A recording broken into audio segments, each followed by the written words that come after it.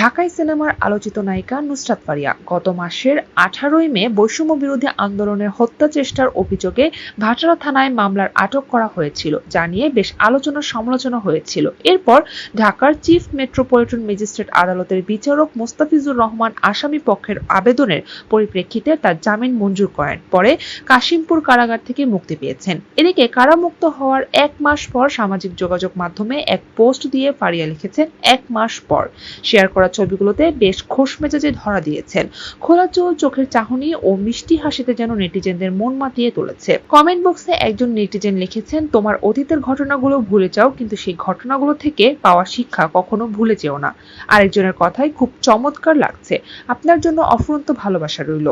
হাঁটি হাঁটি পা করে একজন আরজে থেকে আজকের চিত্রনায়িকা নুসরাত ফারিয়া। এছাড়াও নামের আগে রয়েছে জনপ্রিয় উপস্থাপক তকমা।